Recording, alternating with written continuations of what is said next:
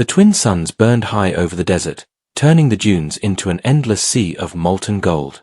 Wind hissed softly across the sands, whispering secrets of old wrecks buried beneath centuries of dust. The heat shimmered around a single figure trudging across the expanse, a man in torn survival gear, his scarf crusted with sand, his water pack long since drained. His name was Cale Voss, last engineer of the crashed freighter Aurora's Edge. He'd been walking for days, following the faint trail of smoke that promised wreckage, and maybe, just maybe, another survivor. He crested a ridge and froze. Below him lay the skeletal remains of a ship half swallowed by dunes. Its hull was cracked open like a ribcage, blackened from plasma fire. But what caught his eye wasn't the ship, it was the figure chained in front of it. She wasn't human. Her skin shimmered a deep cobalt blue, hair black as obsidian and tangled with sand.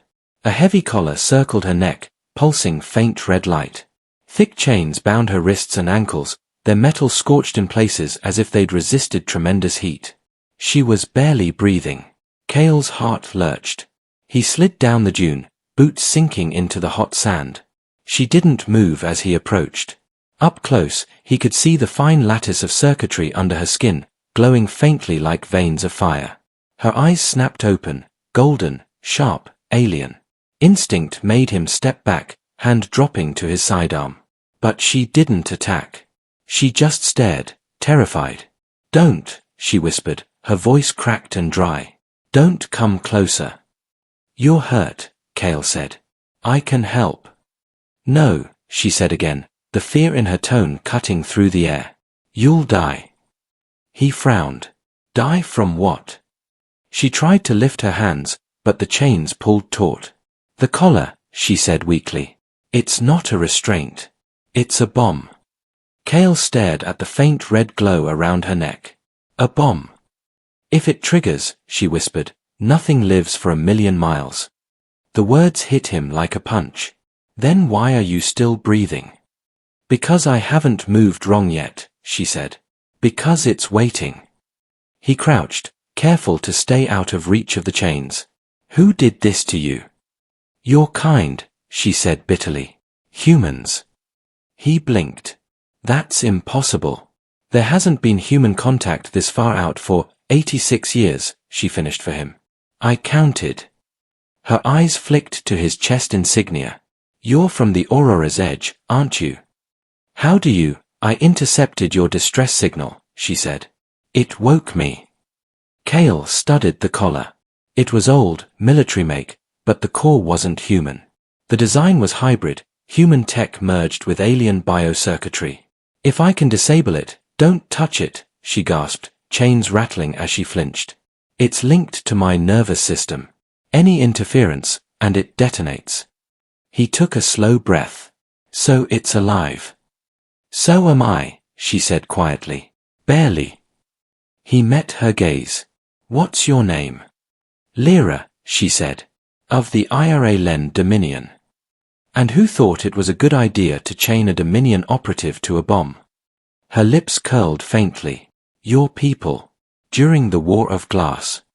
Cale's stomach turned. The War of Glass was a century-old tragedy, a desperate human attempt to colonize worlds claimed by the Dominion. He'd studied it as history, never believing he'd meet someone who lived through it. "You were there," he said softly. "I was made for it," she corrected. "A weapon prototype, half human, half IRA Len. My creators built me to end wars. And they turned you into one instead." Her eyes softened just slightly. "You understand." "Too well," he said. "I built weapons too." The silence stretched between them, filled only by the wind's sigh. Cale's eyes drifted to the collar again. The red pulse had stabilized, its rhythm almost heartbeat-like. "It's reacting to you," he said. "What do you mean?" "When I got closer, it slowed. When I spoke, it stabilized." "That's not possible." "Maybe not," he said. "But it's happening." She swallowed hard. "Then it's learning you." "Good," he said. "Maybe it'll decide I'm not a threat. Or maybe it'll decide you're part of the trigger." He stood slowly, circling around her to examine the collar's seams without touching it. The design was elegant in a horrific way, Smooth alloy segments fused with biopolymer flesh, no visible lock or switch. There's no manual control, he murmured. It's neural linked, like you said. You're thinking of overriding it, she said, her tone flat. I'm thinking of surviving, he replied. That makes one of us. He looked up at her. You don't want to live. I've lived long enough to see what I am, she said. This desert is a kindness. He stared at her. That's not an answer. It's the only one left, she said softly. Cale exhaled, shaking his head. Sorry, not good enough. He reached into his pack and pulled out a small scanning tool. The device whirred faintly, emitting a blue beam over the collar. Lyra stiffened but didn't move. Vitals stable, he murmured. Neural link integrity. The scanner flickered, then flashed red. Warning. Quantum lock detected. He cursed under his breath. That's bad, she said. That's terrible, he corrected. It means the collar's linked to a failsafe somewhere else. If it senses tampering, that detonator wakes up. You see why I said don't. Yeah, he said grimly. I also see why I can't walk away. He sat in the sand beside her, exhaustion pulling at his limbs. You said it arms if you move wrong. How have you survived this long? I learned not to move, she said simply. You've been sitting here, waiting to die. Waiting for someone to notice, she said. Someone who wouldn't shoot on sight. That's a low bar, he muttered. She almost smiled. And yet here you are. Lucky you. Lucky you, she countered. If I go off, you'll be vapor before you can blink. You're not making this easier, he said. It's not supposed to be easy. The sun dipped lower, throwing long shadows across the sand. Cale adjusted the scarf around his neck and stared toward the horizon. If this detonates, he said quietly, it won't just kill us. It'll glass the entire quadrant. That's the point, she said. The Dominion didn't want their secrets scavenged. You think I'm here to steal? Everyone's here to steal something. He met her gaze. Not this time. A soft tremor rippled through the ground. Both froze. The red light on her collar pulsed sharply once, then settled. Cale's eyes widened. Was that? Yes, she said, voice trembling. The arming sensor. Something's moving under us. He grabbed his scanner again. The readings spiked. Buried drones, he muttered. Probably defense systems left over from the war. If they surface, then the collar might interpret it as an attack. He looked at her. Lyra, I need you to trust me. Why would I? Because you don't have another option. He slid closer, his hands moving with surgical precision. She flinched as his fingers brushed the collar's surface. The red light flared brighter, heat radiating from the metal. Stop, she gasped. Please. Almost there, he muttered. He pulled a cable from his scanner and pressed it against the edge of the collar. The screen flickered, symbols streaming too fast to read. Come on, come on. The collar beeped once, high-pitched and sharp. Cale, she whispered, panic rising. What did you do? Trying to isolate the trigger path, if I can divert the feedback loop, the collar let out a mechanical chirp. Then the red glow turned white. Lyra's breath hitched. That's not supposed to happen. Cale froze. The air around them shimmered faintly, the sand vibrating underfoot. What's it doing? It's thinking, she said in horror. It's learning you. Learning me. It's rewriting its safety code. It's adapting. Cale swore, ripping the cable away. The collar's light pulsed violently, faster and faster. I can't shut it down, he shouted. Then run, she said. Not happening. You'll die. So will you. That's the point, she screamed. He grabbed her face, forcing her eyes to meet his. No. You said it reacts to neural intent, right? Then listen to me. You're not a weapon. You're not what they made you. You decide what happens next. Her breath came fast, shallow. I can't control it. You can, he said, voice steady. I've seen living code before. It mirrors its host. You panic, it arms. You calm, it stabilizes. She stared at him, trembling. You don't know what you're asking. Then prove me wrong. For a heartbeat, nothing happened. Then she closed her eyes. The light around her collar began to slow, flickering from frantic white to deep crimson again, then dimming entirely. Cale held his breath. The silence stretched until the only sound was the wind. The light went dark. He sagged, letting out a shaky laugh. See? Easy. She opened her eyes, golden and wet. You're insane. That's been said before. You should have run. And missed the chance to impress a glowing blue woman with anger issues? Never. She blinked at him, startled. Then, for the first time, she laughed, hoarse and broken, but real. The sound died when the scanner beeped again. Cale looked down. The screen showed faint energy spikes beneath the sand. The drones, he said. They're waking. Lyra's expression hardened. Then we're out of time. He reached for her chains. You sure this thing's stable? No, she said. But if you're fast, maybe we both live long enough to regret it. He smiled grimly. I'll take those odds. The desert had turned crueler by dusk. The light no longer shimmered gold but bled red across the dunes, and the wind began to roar as if it sensed what lay buried beneath. Cale worked quickly, sweat streaking down his face as he knelt beside Lyra. The collar's glow had faded to a dull ember, but her chain still gleamed with faint blue lines pulsing under the surface, the same bioluminescent circuitry that crawled through her skin.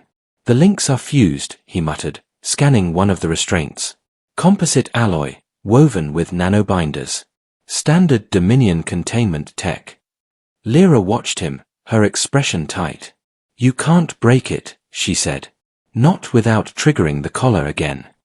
You underestimate my bad ideas, he replied, pulling out a plasma cutter. The tool hummed to life, its edge glowing white. He angled it under the first chain.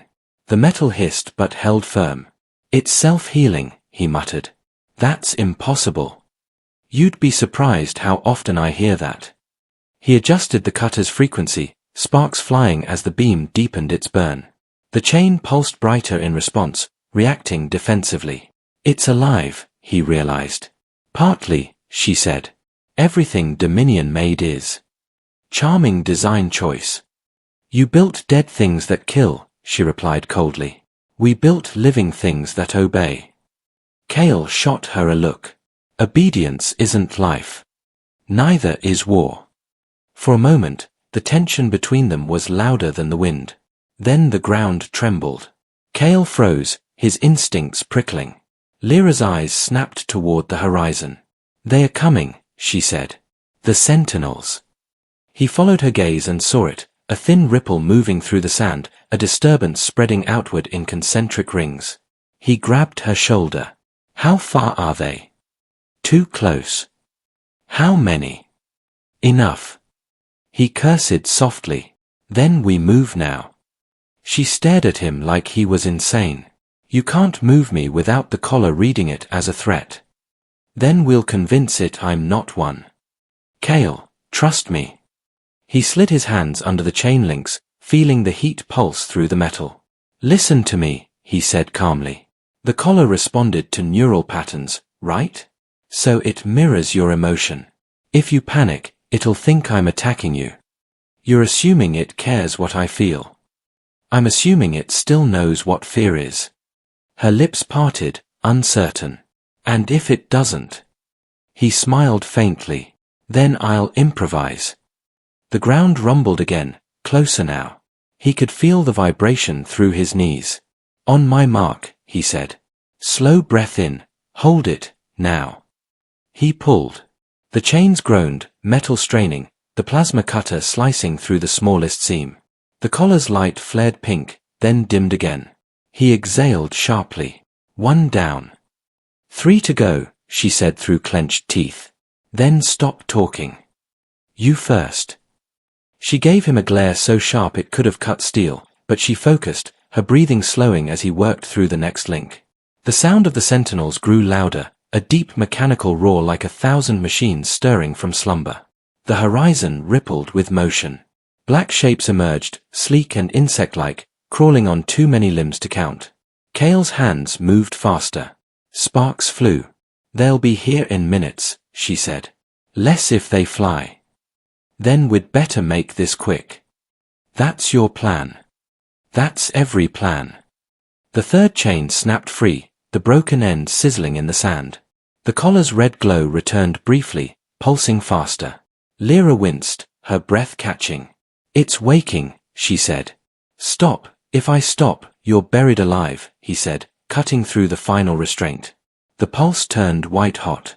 The air thickened, vibrating with unseen energy. Kale tossed the cutter aside and pressed both palms gently against her shoulders. "Hey," he said softly. "Look at me." She did. "You're not dying here. You hear me? You think words change code? I think people do." For a second, it seemed to work. The light flickered, the pulse slowed. She exhaled shakily. "You're impossible." "So I've been told." "By who?" "Mostly people who tried to shoot me." "Understandable." He grinned despite the danger. Flirting while wired to a bomb, new personal record. She opened her mouth to respond, but the desert erupted. The nearest sentinel burst from the ground, a towering machine of black alloy, its body segmented like a centipede, its eyes burning red. Kale instinctively drew his pistol and fired. The bullet ricocheted harmlessly off its armor. "Great," he muttered. "They're bulletproof." "They're worse," Lyra said. "They adapt." The creature's head split open, revealing an array of plasma lenses. It charged an energy blast, light building in its core. Kale threw himself over her as the beam cut across the dune, vaporizing sand into glass. He scrambled up, dragging her behind a half-buried wreck panel. The blast scorched past, leaving molten sand hissing inches away. "Any ideas?" he shouted. "You freed me," she said, voice shaking. "Let me handle it." "You can fight with that thing still on you." "Watch me." She rose, the collar blazing like a miniature sun. Kale's heart stuttered. "Lyra, I said trust me." She stepped into the open, her chains falling away like dead serpents. The sentinels shifted, red eyes locking onto her. She raised one hand. The sand rippled outward from her feet, spinning in perfect spirals. Kale ducked lower as static filled the air. The collar glowed brighter, then flared outward, a pulse of energy that flattened the nearest machines instantly. The rest staggered back, their sensors flickering. "What the hell was that?" he yelled. "Feedback," she said. "I redirected their field through the collar." "Isn't that dangerous?" "Extremely." The ground erupted again as two more sentinels surfaced behind her. Kale fired into their joints, buying seconds as she turned and sent another pulse through the air. Lightning arced from her hands, slamming into the machines. The desert exploded with light and sound. When the dust cleared, only twisted metal remained. She dropped to her knees, panting. The glow around her neck dimmed. Kale rushed to her side. "You okay?" She nodded weakly. "It's not stable. It'll overload soon." "Then we need to get it off you now." "I told you, don't care," he said. "If I can access its failsafe remotely, maybe I can shut it down for good. And if you can't, then at least we go out doing something stupid." "You really are human," she murmured. "Last I checked." He helped her up, looping her arm over his shoulder. They stumbled toward the wreck in the distance, the half-buried ship that might offer shelter or tools. The suns were setting fast, and long shadows stretched across the dunes. The collar's faint pulse reflected in his goggles, steady but menacing. "What happens if it overloads?" he asked. "You've seen the scars on this world," she said quietly. "That's what happens. Then we'll make sure it doesn't." "You speak like the universe listens." "Sometimes it does," he said. They reached the wreck just as the last light died. The ship's interior was dark, full of twisted beams and torn panels. Kale set her down near an old console and dug through his pack. "What are you doing?" she asked. "Looking for something stupid," he said. "Found it." He pulled out a small black module, an override key, half broken but functional. He crouched beside her. If I can match the collar's resonance, I can force it to reboot. You'll fry your brain, she said. It's connected to a living network. Then I'll keep it short. You won't survive. I've heard that before. He pressed the key against the collar. The air sizzled, lights flickering overhead. The console sparked to life, its screen displaying a cascade of alien symbols. Lyra's eyes widened. It's responding. Good, he said. That means we're making it angry. You don't understand, she said, her voice trembling. It's connecting to you. So talk fast, he said through clenched teeth. What do I need to do? She hesitated, then met his gaze. Think of peace. What? It's neural linked. It learns intent. If you think like a soldier, it'll fight back. You're kidding. Do it. He shut his eyes and focused. Not on war, not on survival, but on stillness. On the way her laugh had sounded when the collar dimmed. On the color of the sky before the first explosion. On the quiet between heartbeats. The glow softened. The light turned from red to white, then to blue. It's stabilizing, she whispered. Kale, how? Guess it likes me. Or it recognizes you. What's that supposed to mean? She didn't answer. The light faded completely. The collar went dark. He exhaled in relief and slumped back against the wall. See? Easy. She looked at him, or mixing with confusion. You shouldn't have been able to do that. Add it to my list of bad habits. Kale, she said slowly, that collar was coded to one person's neural pattern. And you just replaced them. The words hit him like a cold wind. Meaning? She stared at him, golden eyes steady. Meaning you're linked to it now. If it reactivates, it takes me with it, he finished. Exactly. He met her gaze, half a smile tugging at his lips. Guess we're bonded now. The wreck groaned softly in the cold night wind. Metallic ribs creaked as the temperature dropped, and the sound echoed like distant thunder. Kale sat against a cracked bulkhead, trying to steady his breathing. His hand still tingled from the neural feedback, his nerves burned with residual static. Across from him, Lyra watched in silence, her golden eyes dim under the fading glow of the collar. You shouldn't be conscious, she said finally. That thing should have fried every synapse in your head. He gave a weary smirk. Guess I'm too stubborn to die. Or too foolish to stop trying, she murmured. Same difference. For a long while, neither spoke. The wind outside howled against the hull, and through a hole in the ceiling the twin moons painted the sand in silver. Lyra's voice finally broke the silence. You feel it, don't you? He frowned. Feel what? The hum, she said. The signal. The collar isn't dormant, it's adjusting to you. He concentrated, and then he heard it, a low vibration at the edge of thought, like a pulse beneath the silence. Yeah, he said softly. It's there. That's its heartbeat, she said. It knows you now. Great, he muttered. I've adopted a sentient bomb. Her lips twitched despite the tension. It isn't just a weapon. It's an anchor. To what? The lattice beneath this desert, she said. You saw the spiral markings in the sand. Yeah. They're not natural. They're containment glyphs, energy seals meant to hold something beneath the surface. His gaze hardened. You're saying this collar is connected to whatever's under us. It's part of the same network, she said. The Dominion buried its failed weapons here after the war, wrapped in containment fields powered by living cores. The collar is one of them. You're saying you're part of that system. I was, she said quietly. Until you changed it. Kale rubbed his face, feeling the grit on his skin. So what now? We sit here and hope it doesn't wake up whatever's down there. If it wakes, there won't be a desert left, she said. The seals are ancient, fragile. A single pulse strong enough to breach them could trigger everything. And that's why the sentinels were guarding it. Exactly. She looked at him then, something like guilt flickering in her eyes. They weren't trying to kill me, Kale. They were trying to stop me from being found. He blinked. You mean they were protecting the planet from you? From what's inside me, she said. The collar isn't just a bomb, it's a key.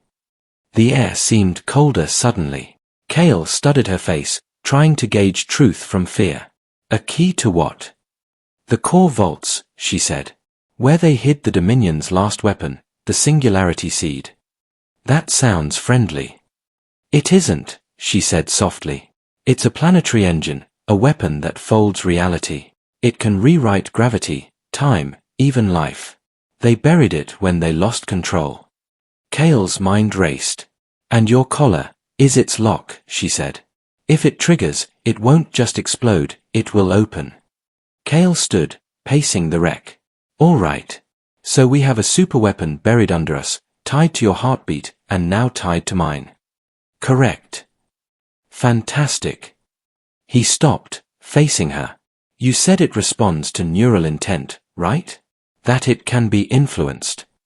Yes. Then maybe we can tell it to stay asleep. She frowned.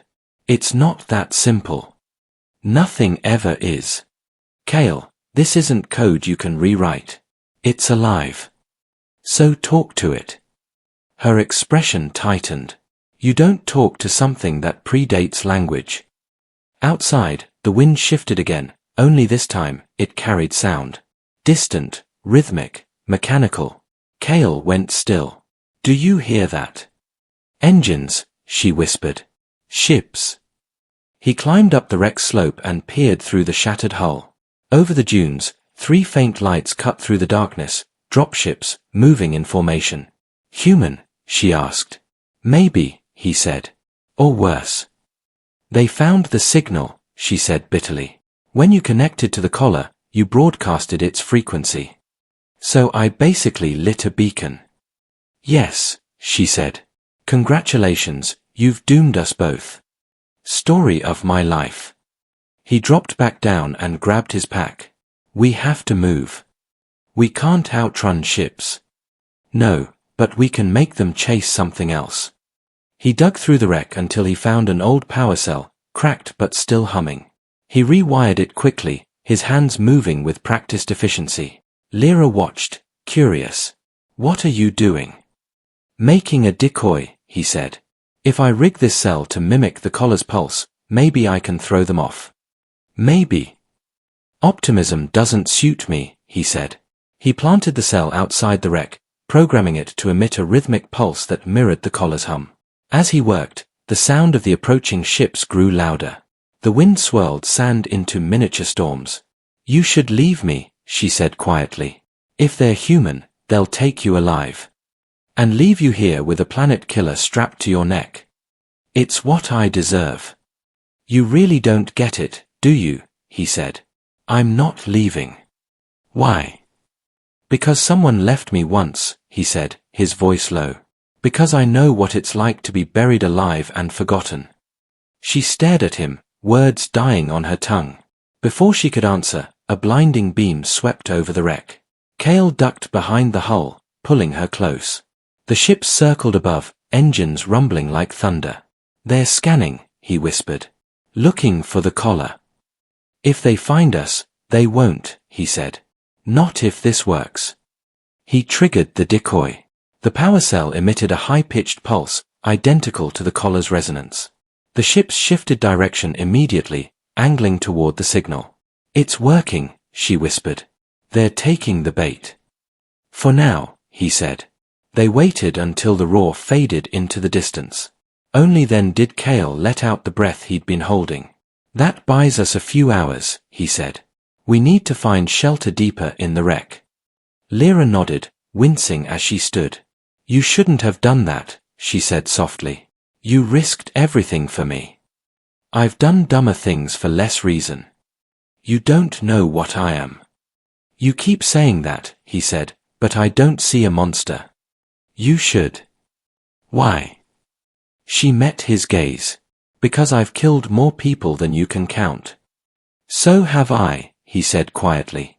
Difference is, I stopped counting. They moved deeper into the wreck, finding a narrow chamber shielded from the wind. Kale found a working lamp and flicked it on, dim orange light filling the space. He pulled out a ration bar and tossed it to her. "Eat." She frowned. "I don't need, eat," he repeated. She hesitated, then obeyed, biting carefully into the dry food. The act felt strangely human. He watched her in silence, then asked, "What happens if they get to that weapon before we stop it?" "They won't control it," she said. "No one can. It's alive like me, made of hybrid matter. It only obeys one truth." "Which is?" "Adapt or erase." Kale leaned back against the wall, running a hand through his hair. "So it learns what to destroy." "Exactly. Then maybe we can teach it something else. Like mercy. Like survival," he said. "If it's learning from me now, maybe I can rewrite its instinct, to preserve, not annihilate." She stared at him. "You think you can teach a god compassion?" "I think gods are just bad programmers," he said. Her laughter surprised them both. It was soft, almost musical. "You're insane," she said. "Probably," he agreed. "But if this thing's alive in my head, it's going to have to live with me. You don't understand how dangerous that is." "Neither did the first person who lit a fire," he said. "And look how that turned out." The collar's light flickered faintly then, once, like a heartbeat. Kale felt a warmth spread through his mind, a pulse not his own. For a moment he saw something impossible, a field of stars collapsing inward, folding through themselves like ripples on water. Voices whispered in a language older than thought. He gasped, clutching his head. "Kale!" Lyra caught him as he stumbled. "What is it?" "It's showing me something." "What?" "A door." She froze. "That's how it begins," she said. "The seed calls to its keeper." He looked at her, dazed. "You said it needed a key. What if I'm the new one?" Her face went pale. "Then we're already too late." The ground shuddered again, stronger this time. Dust rained from the ceiling. Outside, the dunes rippled in impossible patterns, spirals expanding outward. Kale staggered to his feet. "What's happening?" "The lock's weakening," she said. "You connected directly to the source. It's waking up. Can you stop it?" "Not without killing you." "That's not on the table." "Then neither of us may have a choice." The collar flared bright blue, casting shadows across the chamber. Kale's vision filled with stars and machinery, with memory and death. A voice echoed through his mind, his own voice, yet not. Directive acknowledged. He fell to his knees. "It's talking," he gasped. "Kale, listen to me," Lyra said, gripping his face. "Whatever it says, it's not real. It's trying to use you." "It wants to live," he whispered. "So do we," she said. "But it kills everything it touches." "Then maybe it needs someone who won't." The glow intensified until it swallowed the chamber. For a moment, there was nothing but light. Then a sound like a heartbeat echoed through the desert, deep enough to shake the stars. The light consumed everything. It was not heat but pressure, the air itself folding around them, pulling Kale and Lyra into the center of a vortex that roared without sound. Sand rose like liquid, spiraling upward as if gravity itself had reversed. The wreck shuddered violently, its beams twisting under invisible force. Kale's body trembled, not from pain but from the sheer magnitude of what pulsed through him, power beyond comprehension, trying to wear him like a shell. Lyra's hands were on his shoulders, grounding him. "Kale," she shouted. "You have to break contact." "I can't," he gasped. "It's in me, it's everything." The collar burned blue-white, tendrils of energy snaking from it into the sand. The dunes rippled outward, drawing a massive pattern across the desert, the same spirals that had encircled the crash site now connecting, lines of light forming a perfect circle miles wide. Lyra recognized it immediately. "The containment field," she whispered. "It's opening." She grabbed his face, forcing his eyes toward hers. "Listen to me. It's trying to overwrite you. It doesn't know how to be anything but what it was made for." "Then I'll teach it," he said through clenched teeth. You can't teach it humanity by dying for it. Then tell me how to live. She hesitated, then shouted, focus on something real. Anchor yourself, your past, your voice, your choice. Cale shut his eyes, the storm howling in his mind. He saw flashes of his ship before the crash, the faces of the crew he couldn't save, the endless silence afterward. Guilt stabbed through him, sharp and cruel. But under it, a different image pushed forward, Lyra's face when she laughed for the first time, the sound fragile and unguarded. He clung to that. The light faltered slightly. That's it, she shouted. It's listening to you. The storm subsided, but the air still shimmered with energy. Cale fell to his knees, gasping. I stopped it. Lyra crouched beside him, scanning the collar. The blue light had stabilized, pulsing faintly like a heartbeat. You didn't stop it, she said quietly. You changed it. He met her gaze. Meaning? The seed's network is no longer locked under the desert, she said. It's inside you now. That's terrible news, he muttered. And worse news for everyone else. Why? Because if I die, it wakes again. A faint rumble rolled through the dunes, distant but growing. Lyra's expression hardened. The ships are coming back.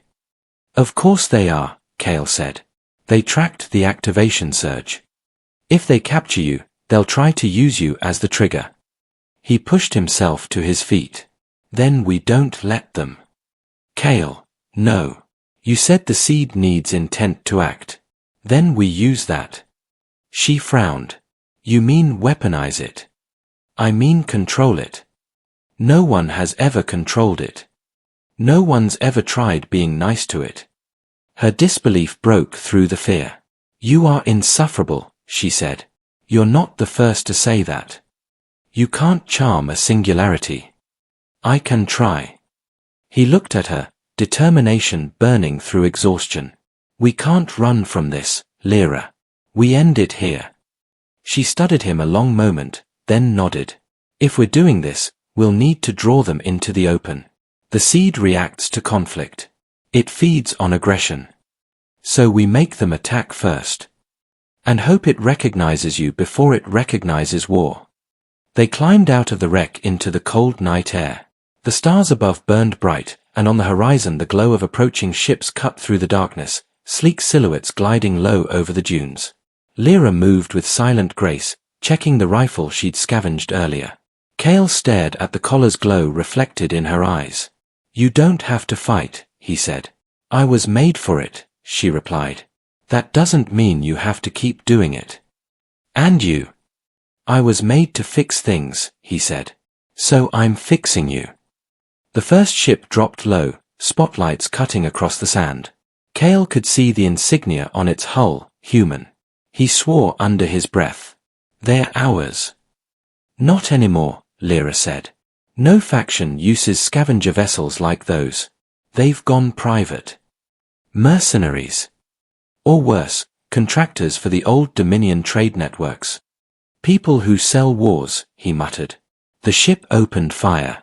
Energy blasts scorched the dunes around them, throwing sand and heat into the air. Lyra tackled him behind a ridge. You wanted them to attack, she shouted. They've obliged. Cale lifted his head over the ridge and watched the ships fan out. A dozen soldiers disembarked, their armor glinting under moonlight. They'll try to isolate you, she said. Don't let them touch you. The seed will respond to proximity. So don't get hugged. Got it? Cale, I'm serious. So am I. He took a breath and stood, raising his hands. The soldiers shouted, weapons locking on. Don't shoot, he yelled. That thing you're here for, it's already awake. Stand down, one barked through a speaker. You are carrying Dominion property. Lyra rose behind him, rifle raised. He's carrying death, she said. The soldier's visor turned toward her. Identify yourself. Relic of your sins, she said coldly. Fire. The air erupted in light. Cale dove as plasma bolts streaked overhead. The collar blazed, reacting to the sudden violence. The dunes trembled beneath their feet. It's reacting, Lyra shouted. Then let's make it listen. Kale grabbed her hand, closing his eyes.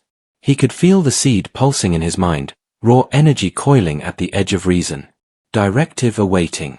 No directives, he whispered. Not anymore. The ground split open. Blue light surged outward in concentric waves, knocking soldiers off their feet. The ships faltered mid-air, engines stuttering. Kale's vision blurred as he felt the power pour through him, every heartbeat echoing across the desert. Lyra held on to him, her skin flickering with the same light. Kale, she said, voice breaking, you're merging with it again. Maybe that's the point. You'll die. Then make it count. He raised his hands. The soldiers' weapons melted in their grasp, metal running like liquid under unseen pressure. The air shimmered as if the world itself was holding its breath. Then it stopped. Silence, too complete, too sudden. Kale stood in the center of the cratered sand, eyes glowing faintly blue. The soldiers backed away slowly, fear replacing fury. The nearest one spoke into his comm. Control, the seed has bonded, it's thinking. Kale's voice came out strange, layered with something not entirely human. No more war, he said. No more chains. Kale. Lyra whispered. He turned toward her, and for a moment she saw the universe reflected in his eyes, infinite stars spiraling inward, collapsing into understanding. It's listening, he said softly. It doesn't want to destroy. It just wants to belong. The commander stepped forward, raising his weapon. Then it belongs to us. He fired. The bolt struck Kale square in the chest, and dissolved into harmless light. The seed reacted instantly, not with anger but with sorrow. The world around them bent inward, folding the light of the ships into rippling waves. The soldiers screamed as the dunes shifted, swallowing them whole without blood or sound. When the dust settled, only Kale and Lyra remained, the desert glowing faintly blue beneath the stars. She approached him slowly. Kale, are you still in there? He turned, eyes still luminous but softer now. I think so. What happened to them? I unmade their weapons. Not them. That wasn't mercy. No, he said quietly. That was choice. The collar dimmed, its glow receding into a soft pulse. Lyra exhaled. You did it. We did it, he corrected. And now we have to make sure it stays that way. What do you mean? If the seed's connected to me, it's connected to everything I am. If someone tries to control me again, they'll control it. Exactly. She looked down. Then what will you do? He smiled faintly. Something really stupid. That's becoming a pattern. Wouldn't be me otherwise. He reached for her hand. If this thing is bound to me, maybe it can learn from what I feel. From what we feel. Kale, maybe that's how it learns to live without killing. She hesitated, then gripped his hand. Then we teach it together. Deal. The desert wind shifted, soft and almost warm now. Above them, the stars pulsed once, faintly, as if echoing their words. Lyra looked up. It's changing the sky. No, Kale said, eyes glowing gently. It's changing itself. But deep beneath the sand, something else stirred, faint, distant, yet aware. A second pulse, slower, older. The seed wasn't alone. And far beyond the dunes, another signal began to respond. The dawn came slowly over the desert, painting the dunes in fragile gold. The wreck that had once been their prison now lay half buried beneath glassy sand, silent and harmless. Kale stood at its edge, the morning wind tugging at his torn jacket, his eyes distant as he stared toward the horizon. The light around his pupils flickered faintly, not the violent glow from before, but a steady, rhythmic pulse that matched the collar at Lyra's throat. It was quiet now, the hum subdued but constant, like a heartbeat that had learned to rest. Behind him, Lyra stepped carefully across the shifting sand, her skin glinting blue under the twin suns. You didn't sleep, she said softly. He smiled without turning. Didn't need to. That's not human. Neither am I anymore, apparently. She stopped beside him. You're still you, she said. You talk like yourself, Think like yourself. But now I can hear the wind 3 miles away, he said. And the planet hums when I breathe. Then maybe the planet finally likes you. He laughed quietly. That's a first. Don't make it your last. They stood together in silence for a moment. The desert stretched endlessly before them, yet it felt different now, alive, awake, every grain of sand shimmering faintly as if the seed's presence lingered in all things. What does it feel like? She asked. He took a moment before answering. Like standing between two tides, he said. One pulling me back to what I was, the other pulling me toward something infinite. You can resist it. I can balance it, he said. But resist. No. It's not something you fight. It's something you learn to live with. And if it decides not to live with you. He turned to her, eyes calm. Then I hope it remembers who taught it mercy. Lyra looked away, her expression unreadable. You still believe it can learn? It already did, he said. It didn't kill them last night. You took their weapons, she said. You left them powerless, but you let them live. Because they'll remember that fear, he said quietly. And maybe they'll stop before they make something worse. She studied him, her golden eyes softening. You're dangerous, Kale Voss. Why's that? Because you still believe in people. Someone has to, he said. A sudden tremor rolled beneath their feet. Kale froze, glancing down. The sand rippled in concentric waves, faint but growing. That's not wind, Lyra whispered. No, he said grimly. It's a signal. The horizon shimmered, and far away, a thin line of light rose into the sky, red, not blue. Another seed, she said, her voice tightening. Impossible. You said they buried the others, he said. Maybe not deep enough. It's responding to you, she said. To your connection. Then it's hearing the wrong things. He closed his eyes, focusing. The hum in his chest deepened, syncing with the desert's pulse.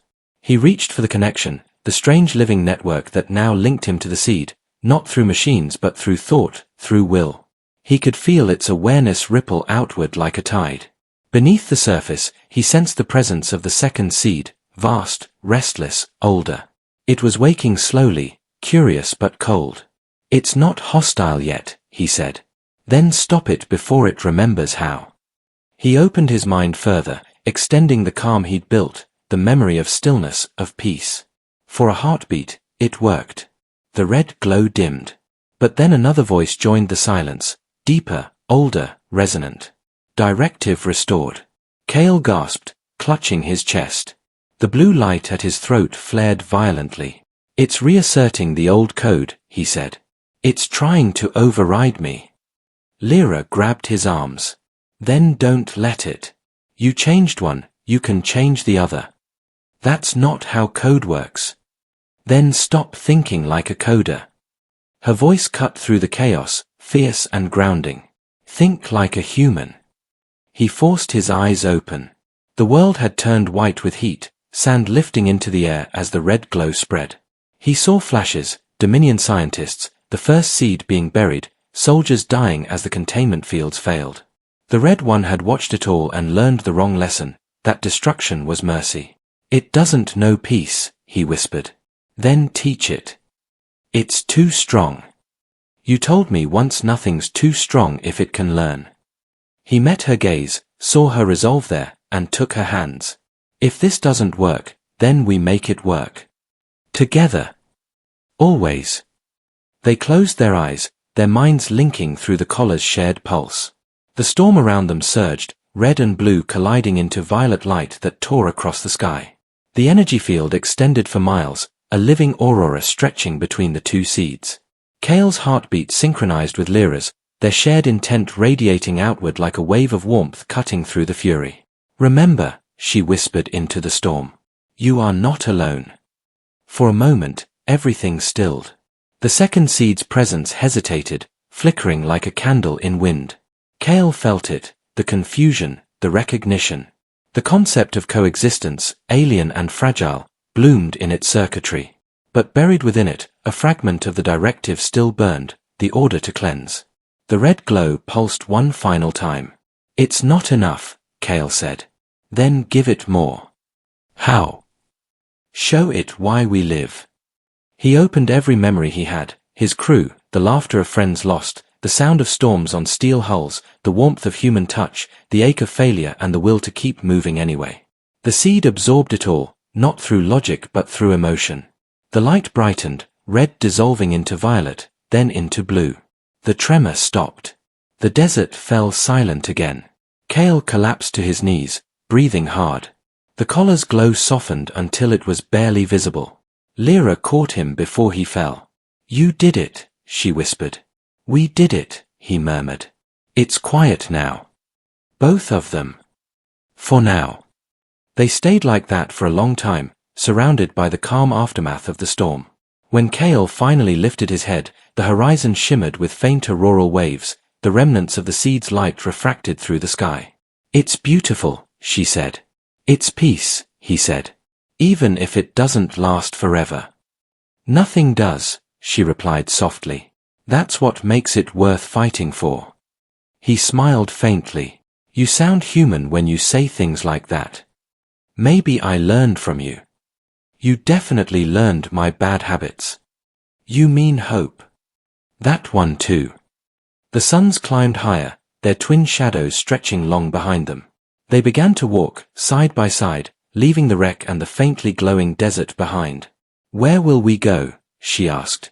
"Somewhere quiet," he said. "Somewhere that isn't built on ruins. Those places don't exist. Then we'll build one." She glanced at him, her smile soft but real. "You think you can build peace? I can try." "You think it'll listen?" "If the universe doesn't," he said, "the seeds will." And as they walked beneath the rising light, deep under the silent dunes, both seeds pulsed once in perfect unison, not red, not blue, but something new.